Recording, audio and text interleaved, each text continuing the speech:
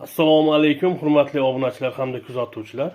Mana Xikol quyonni yana bir akamiz kelibdi. O'tgan safar ham ikkita olib ketdi. Video qildik, kanalimizga joyladik. Mana havas qilib yana kelibdi akamiz. Ikki oy burun ketdim. Mana shu bitta urg'ochib erkakdan ketdik. Mana 2 oy vaqtim hisobda 3 oylik bo'ldi quyonlar. Erkak quyon salkam 3,5 kilo bo'ldi. Urg'ochi 3 kilodan oshdi. Ana shunga havas qilib, demak bu go'sht yo'nalishida ham yaxshi ekan deb, hozir yana ko'paytirish maqsadida ko'proq olmoqchi edim, o'zi 3 ta qolibdi xolos. Xudo xolasa yana 15-20 kundan yana chiqadi deyapti. Undan yana olamiz. Yaxshi kunlarga boqing ilohim. Bo'ldi. Xudo xolasa hammangizga omad bersin.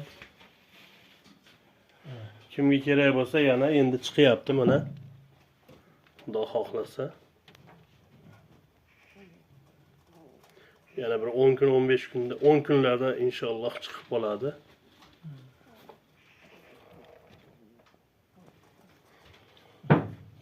Yaxshi kunlarga boqing aka. Mayli. Hammamiz Nasib omad qilsin. bersin. Xudo xolasa.